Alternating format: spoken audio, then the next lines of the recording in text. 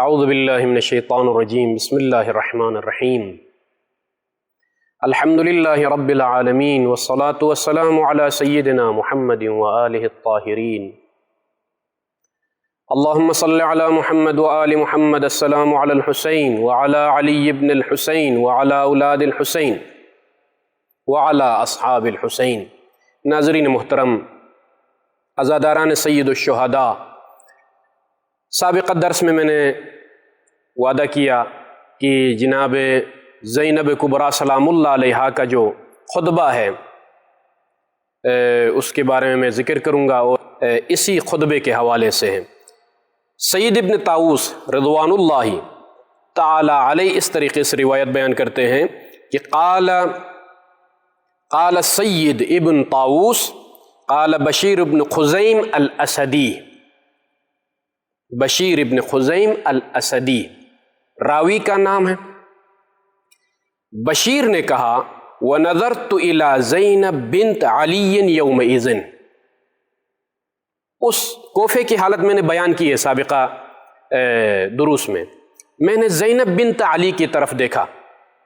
وَلَمْ أَرَ خَفِرَةً وَاللَّهِ أَنْطَقْ مِنْهَا كَأَنَّهَا تُفْرِغْ من لسان امیر المؤمنین علی بن ابی طالب علیہ الصلاۃ والسلام۔ پہلا نقطہ یہ ہے خطبے میں داخل ہونے سے پہلے، ولم ار خفرتن، خفرہ باحیا خاتون، سر تا پا لباس حیا میں ڈھکی ہوئی خاتون، اس عورت کو کہا جاتا ہے خفرہ، جو سر تاپا حیا ہی حیا ٹپک رہی ہو، با حیا، حیا کا مجسمہ، اس خاتون کو خفرہ کہا جاتا ہے۔ راوی کا یہ بیان ہے، بشیر ابن خزیم اسدی کا یہ بیان ہے کہ ولم ار خفرہ، میں ایسی با پردہ اور با حیا خاتون کو میں نے اپنی زندگی میں نہیں دیکھا۔ واللہ انطق منہا، جو زینب کبریٰ سے زیادہ خطابت میں اور شعری بیان میں اور فصاحت اور بلاغت میں زیادہ ماہر خاتون کو میں نے اپنی زندگی میں نہیں دیکھا۔ باحیا بھی ہو اور ساتھ ساتھ گفتگو میں، فصاحت میں، خطابت میں، بلاغت میں زینب سے زیادہ مہارت رکھتی ہو، ایسی خاتون کو میں نے نہیں دیکھا۔ یہ دو چیزیں آپ ملاحظہ کیجئے، لفظ پر جو ہے تأمل کرنے کی ضرورت ہے میرے عزیزوں، میرے بزرگوں، میرے دوستوں۔ حیا ہی حیا، مجسمہ یہ حیا بھی ہو اور میدان خطابت اور منبر خطابت پر بھی ہو۔ یہ دو چیزیں خاتون ہو، عورت، صنف نسوان سے اس کا تعلق ہو، اور مکمل حیا کے لباس میں، اگرچہ دشمن نے چادر چھینی ہے، اگرچہ سر پر ردا نہیں ہے، مگر سر تاپا حیا کا مجسمہ زینب سلام اللہ علیہا ہے، اور ادھر سے خطابت میں، فصاحت میں، بلاغت میں، انداز بیان میں اس کی کوئی مثال نہیں ملتی۔ یہ راوی کا بیان ہے۔ کأنہا، ایسا لگ رہا تھا کہ زینب جب بیان کر رہی تھی، خطبہ دے رہی تھی، کہ تفرغ من لسان امیر المؤمنین علی بن ابی طالب، لہجے میں، انداز میں، خطابت میں، فصاحت میں، بلاغت میں ایسا لگ رہا تھا کہ علی کوفے میں زندہ ہو گئے۔ لہجہ علی کا ہے، فصاحت علی کی ہے، بلاغت علی کی ہے۔ وقد اومات، اس نقطے پر مزید رکنے کی ضرورت ہے۔ جس خاتون کی عادت اور طبیعت میں یہ نہ ہو کہ اجتماعات میں جا کر تقریریں کرنا، خطابت کرنا، اور ان چیزوں کی جو عادی نہ ہو، عام آپ زینب سلام اللہ علیہا کے وجود سے ہٹ کر عام جو معاشرے میں خواتین رہتی ہیں، اگر کسی خاتون کو یہ عادت ہی نہیں ہے کہ وہ اجتماعات میں جائے، مجالس اور خطابت میں حصہ لیں، اس خاتون کو مجمع عام میں جو ہے خطابت کرنا اور اس میں جو ہے بیان کرنا، گفتگو کرنا کوئی آسان مرحلہ نہیں ہوتا ہے۔ زینب سلام اللہ علیہا کے مزاج میں یا ان کی طبیعت میں یا حالات ایسے نہیں تھے کہ جو ہے اجتماعات میں جا کر مجلسیں پڑھنا، خطابت کرنا، گفتگو کرنا، یہ ان کی عادت نہیں رہی۔ ایک یہ چیز، اور دوسرا یہ کہ خواتین جب ممبر پر جاتی ہیں، گفتگو کرتی ہیں، آج کے دور میں آپ ملاحظہ کر رہے ہیں ممبر پر بیٹھ کر مجلسیں پڑھتی ہیں، بہت اچھا کام ہے، تبلیغ کرنا اور احکام بیان کرنا، مصائب پڑھنا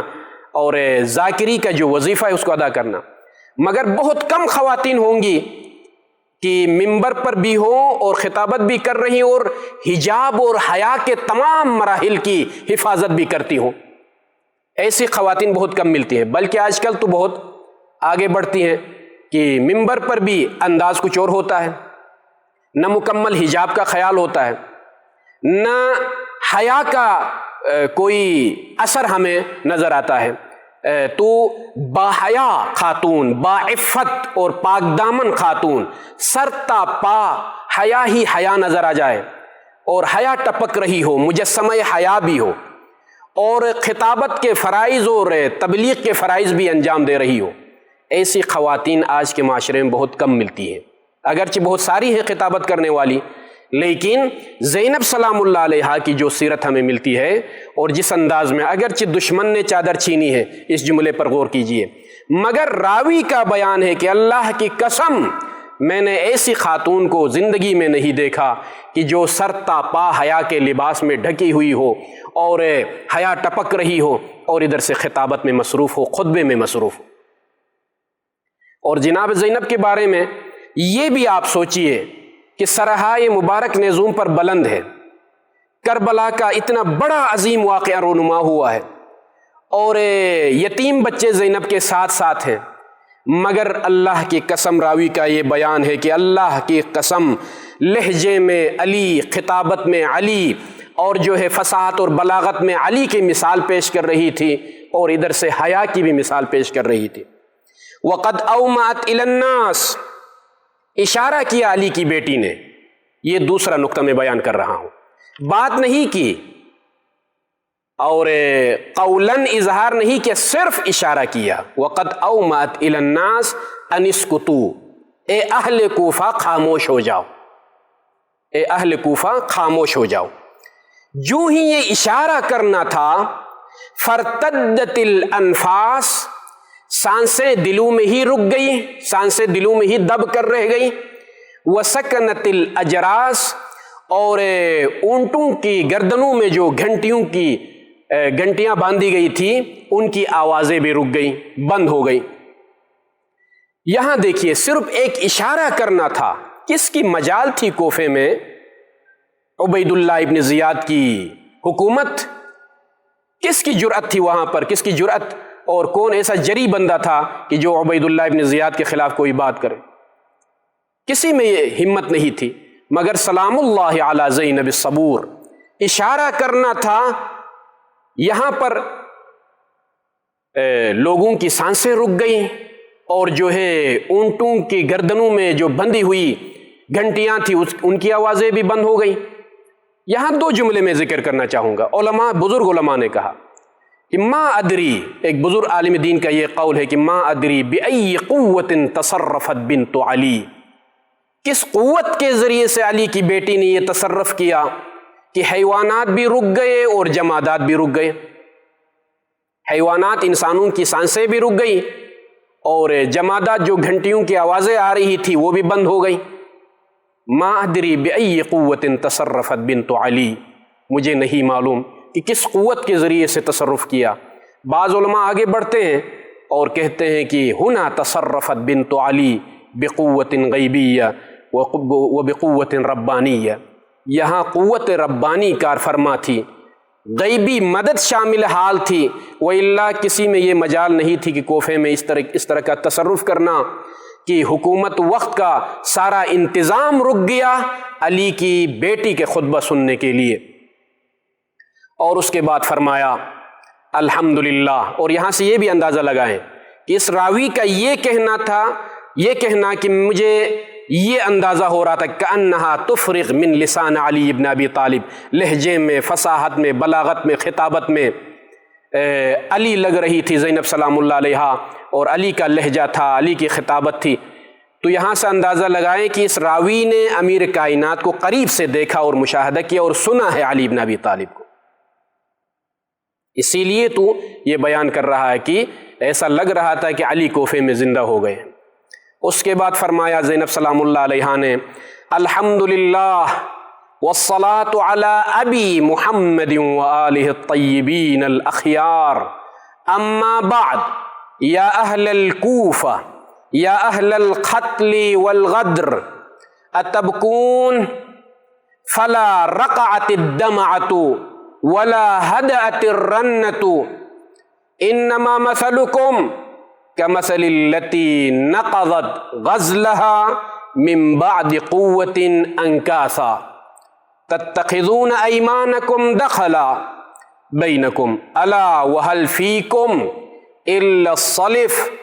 النطف والصدر الشنف وملق الاماء وغمز الاعداء او کمرعى على دمنة او كفضة على ملحودة الا ساء ما قدمت لكم انفسكم ان سخط الله عليكم وفي العذاب انتم خالدون۔ خطبہ جاری ہے مگر ایک ایک لفظ قابل تأمل ہے، قابل تفکر ہے۔ میں نے عرض کیا حمد الہی کے بعد اور محمد و آل محمد پر درود بھیجنے کے بعد والصلاة علی ابی، انداز دیکھیے معتبر کتابوں میں والصلاة علی محمد نہیں ہے بلکہ والصلاة علی ابی، میرے باپ پر درود و سلام، اور وہ باپ کون ہے؟ محمد۔ آخر کیا وجہ ہے، سبب کیا ہے؟ والصلاة والسلام علی محمد نہیں ہے بلکہ والصلاة والسلام علی ابی محمد، میرے باپ نانا محمد مصطفیٰ، لفظ اب استعمال کرتی ہے، اب یعنی باپ۔ بتانا یہ مقصود تھا کہ محمد مصطفیٰ کی ہم اولاد ہیں، اگرچہ نسل جناب فاطمہ سے چلی ہے اور جناب فاطمہ محمد مصطفیٰ کی بیٹی ہے، اور عربوں کا یہ تصور کرنا اور جاہلوں کا یہ تصور کرنا کہ بھئی یہ نسل اولاد علی ہے، اولاد رسول نہیں ہے، اس لیے کہ رسول کا کوئی بیٹا نہیں تھا، بیٹی سے نسل چلی ہے، تو یہ ان اولاد کو کیوں پیغمبر اسلام کی طرف ان کی نسبت ہونی چاہیے؟ ان کو فرزند رسول یا اولاد رسول کیوں کہنا چاہیے؟ یہ اولاد علی ہیں، اولاد ابی طالب ہے، یہ تصور تھا۔ اور میں نے سیرت کے جو ہمارے دروس اور محاضرات تھے وہاں پر بھی اس نقطے کی طرف اشارہ کیا کہ ہارون رشید کا بھی یہ اعتراض تھا اور امام موسیٰ کاظم علیہ السلام نے جواب دیا کہ ہمیں کیوں لوگ اولاد رسول کہتے ہیں اور ہم اپنا آپ کو بھی اولاد رسول کہتے ہیں؟ تو بہت سارے جوابات ہیں، اور زینب سلام اللہ علیہا کا چونکہ گفتگو کا موضوع خطبہ زینب سلام اللہ علیہا ہے، زینب سلام اللہ علیہا کا یہ کہنا والصلاة والسلام علی ابی، میرے باپ محمد مصطفیٰ، نانا محمد مصطفیٰ پر درود و سلام ہو، لفظ اب استعمال کرنا، ابی کہنا، یہ پیغام دینا تھا اہل کوفہ کو، ان جاہلوں کو اور بے ضمیر اور بغیرت لوگوں کو کہ ہم اولاد رسول ہیں، اس میں کسی کو شک نہیں ہونا چاہیے۔ نص قرآنی سے بھی ثابت ہے اولاد رسول ہونا اور احادیث مبارکہ سے بھی ثابت ہے، اور قرآن کی دو آیتیں ملاحظہ کیجئے، آیے مباہلہ میں ابناءنا و ابناءکم،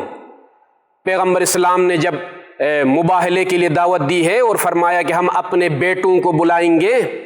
تم اپنے بیٹوں کو بلاؤ، وہ بیٹے اولاد رسول، ابناء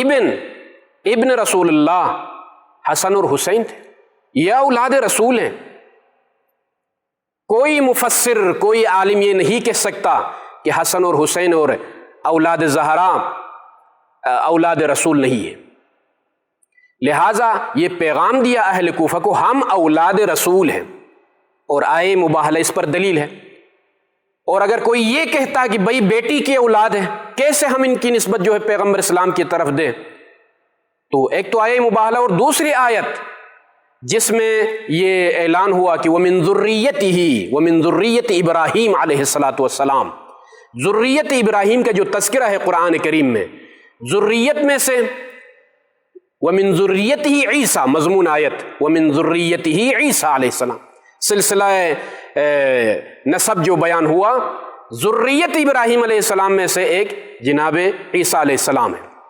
جناب عیسیٰ کی نسبت ذریت ابراہیم، وہ حالانکہ جناب عیسیٰ کا کوئی باپ نہیں تھا، بلکہ ماں کی نسبت سے، جناب مریم کی نسبت سے منسوب ہے جناب ابراہیم کی طرف جناب عیسیٰ علیہ الصلوۃ والسلام۔ اور یہ بتانا مقصود تھا کہ اتنا بہت فاصلہ ہے جناب ابراہیم اور عیسیٰ کے درمیان، کئی سلسلوں کے بعد جا کر جو ہے جناب مریم سلام اللہ علیہا کا نسب ملتا ہے ابراہیم علیہ الصلوۃ والسلام کے ساتھ۔ جب اتنے فاصلے کے باوجود قرآن نے یہ اعلان کیا کہ ذریت ابراہیم علیہ السلام میں سے عیسیٰ بھی ہے، یہ تو اولاد رسول ہے، پیغمبر اسلام کی بیٹی ہے جناب فاطمہ سلام اللہ علیہا، کوئی فاصلہ نہیں ہے درمیان میں۔ تو یہ پیغام دیا، اے اہل کوفہ، اے اہل شام، اے سپاہ یزید، اے سپاہ عبید اللہ ابن زیاد، معلوم ہونا چاہیے کہ درود و سلام میرے باپ محمد مصطفیٰ صلی اللہ علیہ وآلہ وسلم پر ہو، ہم اولاد رسول ہیں، ابناء رسول ہیں، فرزندان رسول ہیں۔ اما بعد یا اہل الکوفہ